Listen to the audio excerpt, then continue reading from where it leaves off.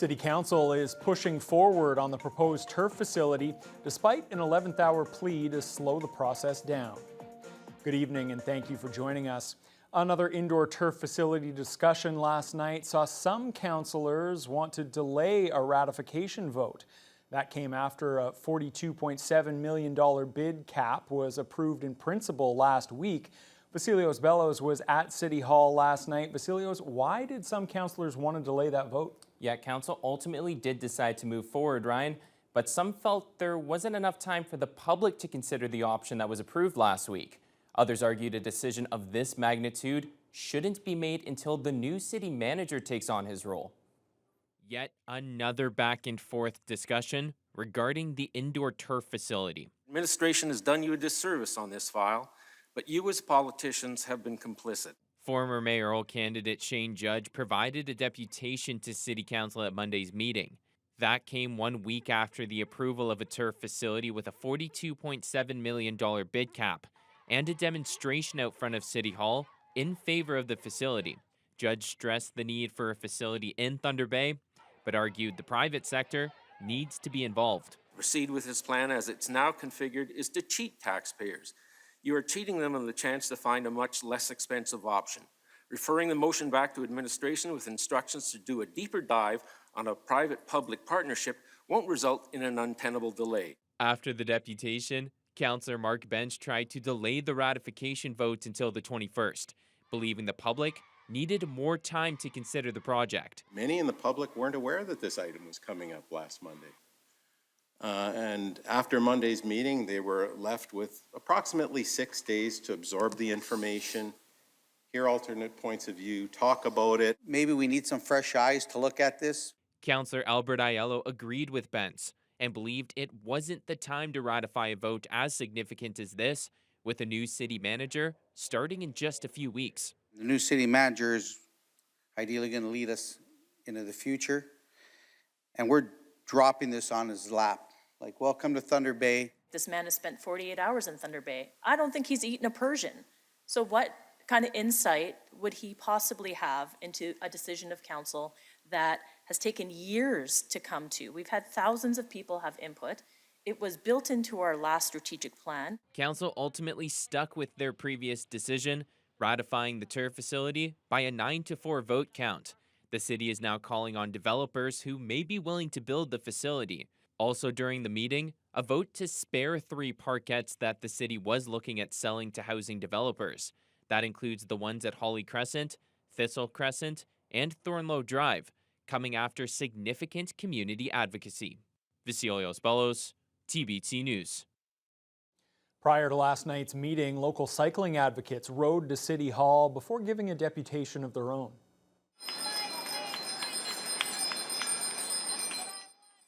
They asked council to prioritize the construction of the Vickers-Carrick Bridge and to make Thunder Bay more bike-friendly.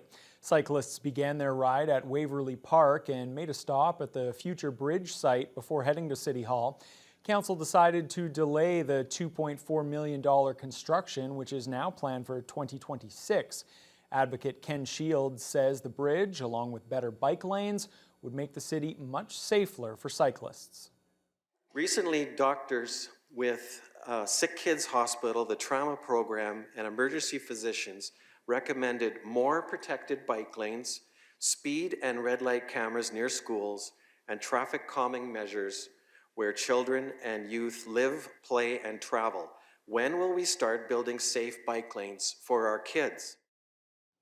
Council took no action after the deputation, but will discuss its active transportation plan in the fall. The province's Special Investigations Unit has charged a Thunder Bay police officer in connection to an arrest in April of 2023. Constable Taylor Auger is accused of assault causing bodily harm after arresting an intoxicated man outside a May Street business. It's alleged that the man had to be taken to hospital with a serious injury following an interaction between the two at the police station. The Thunder Bay Police Service says Auger has been placed on administrative duties while the legal process plays out. Police Board Chair Karen Machado calls the situation, quote, very disturbing, adding the board will review the SIU's findings and take action where required. Auger will appear in court next month. As we first told you last week, Thunder Bay has the most affordable mortgages of any city in the country, according to a new report from Royal LePage. The city's Community Economic Development Commission is now hoping to capitalize on that with a campaign aimed at getting remote workers from the country's biggest cities to move here. The social media campaign will run in 6 of Canada's largest metropolitan areas, including Toronto, Montreal, and Vancouver, where the report says roughly half of residents would consider relocating. For Toronto residents, Thunder Bay was the number 2 choice for relocation after Edmonton. Thunder Bay made the top of the national list for affordability, with the average cost of a house here at just under $300,000. A monthly mortgage payment would cost 22.2% of household income for a family earning the provincial median of $84.4 thousand a year. Obviously, we want to attract more people to our community. We do have a great housing initiative underway to build more houses, so we're hoping that that will level out the market a little bit. But it is a great opportunity to be able to attract new people to our community, grow our community, increase our tax base. That all contributes to a healthy and vibrant community. Taylor recognizes that many in the city are struggling with the rising cost of housing, but with inflation affecting the entire country, she says we remain one of the most affordable places to live. Grassy Narrows First Nation is suing the federal and provincial governments. Community leaders say both governments have failed to protect their treaty rights and neglected to clean up mercury in the Wabigoon River. CTV's Siobhan Morris has the details. The chief and council of Grassy Narrows arrived at Queen's Park demanding justice a few hours after they turned to the courts. It's been over 5 decades of gross neglect, denial, and disregard for Grassy Narrows people. On Tuesday, the First Nations sued the governments of Ontario and Canada, alleging their treaty rights have been violated through ongoing mercury poisoning. The Crown has failed to protect the people of Grassy Narrows and their territory from industrial contamination and poisoning. For those in pain, this suit is a long time coming. The people of Grassy Narrows have suffered enough. Our economy's been destroyed. Our way of life has been destroyed. The chief says this step is for Grassy Narrows people present, past, and future. There's a new generation of young people that are being born every day, and they are, being born to a contaminated river. Inside the Ontario legislature, the opposition urged the government to do the right thing. Will this government stop the ongoing poisoning of the people of Grassy Narrows today? No commitment from the Minister of Indigenous Affairs. One of the first actions we took upon forming government in 2018 was to actually index the mercury disability benefits to inflation. The lawyer on the case can't say what kind of dollar figure Grassy Narrows is seeking, but with damages to the environment, culture, health, and society, she says the liability is piling up. At Queen's Park, Siobhan Morris, CTV News. A hearing began today at the Ontario Human Rights Tribunal regarding the Township of Emo's refusal to adopt a resolution proclaiming June as Pride Month. In 2020, the township was criticized by area pride groups for that refusal. The groups filed a complaint with the tribunal, and now 4 years later, that human rights hearing has begun.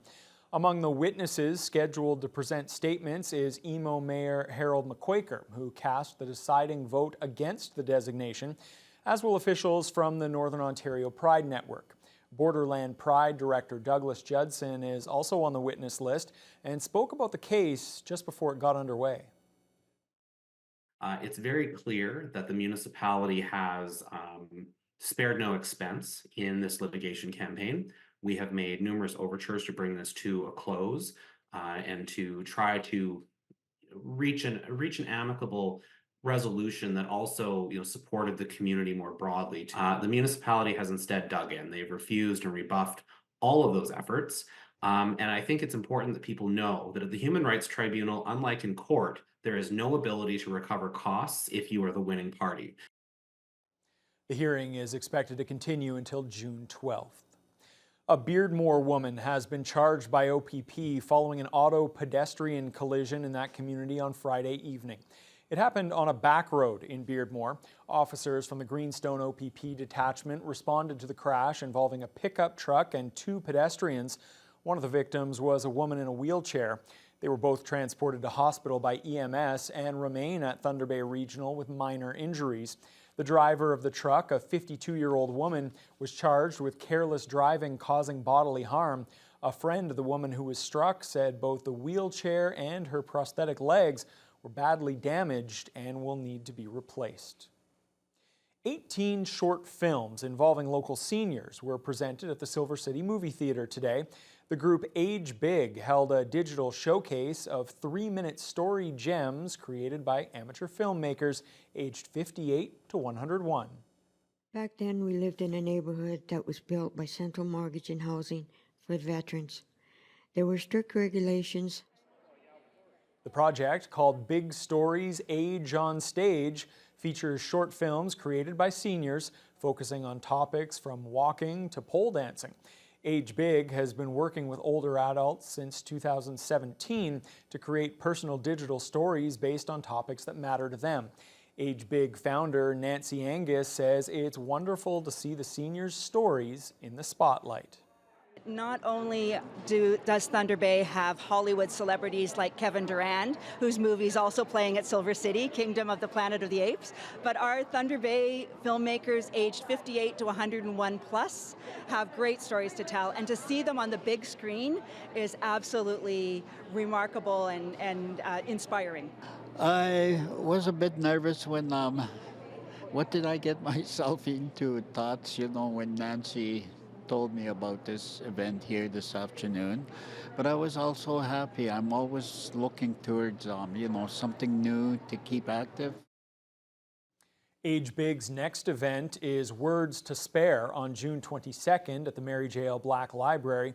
It's a tribute to local writer Brian Spare, who passed away in February. Another flag raising was held last night, this time at the Italian Cultural Center to mark the start of Italian Heritage Month. Members of the Italian Society of Port Arthur were proud to come together for the flag raising in celebration of the achievements and contributions of the Italian community here in Thunder Bay. The society itself is over 90 years old. For the members, Italian Heritage Month is a time to reflect on Italian history and show the importance of preserving the culture for future generations. Group spokesperson Matt Pascuzzo expressed gratitude for the symbolic moment and what it signifies. Well, I think it's just a real acknowledgement that there's a strong Italian community in Thunder Bay, and you saw by the people that came out tonight that they're really proud of their heritage and their culture. And you have to think about the people that came before them and the credit that they deserve as well, because if we didn't have them, we wouldn't have a beautiful building like this, we wouldn't have Italian Heritage Month, and we wouldn't be able to put on things like this flag raising today. Officials also confirmed that Festa Italiana will return to the Italian Cultural Center on August 4th and 5th. One of the longest-running Broadway musicals is coming to a local stage this week. The cast and directors of Chicago have brought the hit play set in the Roaring '20s to life. All that jazz. It's presented by Applause Productions. Rivals Roxy Hart and Velma Kelly are ready to do just about anything in their pursuit of becoming true stars in showbiz. But when they're both accused of murder, they hire the slick, manipulative lawyer Billy Flynn, who turns their case into a theatrical spectacle. The dazzling show takes a satirical look at fame, justice, and the media, wrapped in a bow of corruption. Director Thomas McDonald tells us more. We have an absolutely stunning, talented cast of actors and performers and musicians, led by our Roxy Hart, Tara Rowe, our Velma Kelly, Jesse Kedgerini, our Billy Flynn, Daniel Hanna, and an amazingly talented cast of performers. Our choreographers, our production team have done an amazing job. It's a classic musical that so many people know and love. Based in Chicago, the music's very jazz, really dark, really hilarious, lots of humor in there. There's something for everybody. Chicago will hit the stage at Trinity Hall tomorrow evening, running until Saturday night. Tickets are available on Eventbrite or at the door. And Haley, it's probably a good week to go and see a play because it's been a bit of a rainy week here in Thunder Bay, and it was certainly a gray day today as well. Absolutely, yes. Looking up at the sky, you wouldn't see much as it was pretty much a straight cover, very misty, very foggy, especially in the morning, and then just cloudier this afternoon as well. We are at a high of 16 right now, and that is not seasonal, as we know by this time of year. But at least, not jacket weather, but still not what we're looking for. Our low was 11 degrees, and that was right at the turn of the day around midnight to 1 a.m. And luckily, our winds haven't been too gusty today either. But if we're really looking for something to talk about, you have to look at the radar today. What we have moving in from the west side is a very large thunderstorm system moving inwards into our region. This is what our radar is looking like at this hour. So just at the edge of our west side of the region here, that's where they're starting to see heavy rains, thunderstorms. We can see this kind of band here leading the front of the system, and that's what could really cause a little bit of chaos, as some areas also will have tornado warnings or watches as the night goes on, just because of really increased winds and also potential for hail, anywhere from a nickel to a toonie size in some areas. As we look into our region now, I'll kind of give you a glimpse into where they're going to see the heaviest hits. Dryden right now is at 25 degrees, quite warm, but we're going to see significant temperature drops as well as the storm moves in. And Dryden is one of the areas that is in a tornado watch because it's that potential. It's looking like thunderstorms, but there's enough elements in the air that could bring that risk. So just stay inside, stay safe tonight. A lot of this is going to come over the evening hours. Some other areas, Red Lake and Fort Frances, as you can see, they're in the zone that's already starting to see the rain and thunderstorms hit. They're both at 18 degrees right now. Kenora is also under a thunderstorm and a severe thunderstorm watch and a watch for tornado as well. 26 in Sioux Lookout, they're still seeing the warm temperatures. Same with Atikokan. It's almost as if you can see that cool to warm shift as we move on. In Uppsala, they're at 21 degrees right now. And then we see a cooler areas, Nipigon. They've had a calmer day today. And then Armstrong and Greenstone were both partly to mostly cloudy for most of the day. Greenstone's at 23 right now. Wawa's 22, and then 23 back down in Sault Ste. Marie, just partly cloudy there. So they're not looking to see this system move that way quite yet. For Thunder Bay, though, as we look into tonight, we do have a risk of thunderstorms overnight. No tornado watch for us. Luckily, our winds from the east should stay fairly calm. But we're looking at about 5 to 10 millimeters of rain, and that's going to happen in the later hours of the night. So we're not seeing anything until around 10, 11 o'clock. For the most part, it'll be cloudy, and we'll be at 10 degrees. But yes, there's a lot of interesting things happening in the region tonight, so I'll have more details as we move forward in the news hour. Yeah, always a little bit frightening, Haley, when you hear those words tornado watch, but of course, we have had those watches before here in northwestern Ontario. All right, let's turn our attention to federal news now, and a massive allegation coming from regarding foreign election interference. A new report says that some MPs willingly engaged with foreign actors for their own political gain, and now there are calls on Parliament Hill to name those MPs. We'll have details on that and more when your Tuesday News Hour continues after the break. No way a member of parliament should be able to continue to work in this place if they are assisting another government in interfering with our democracy.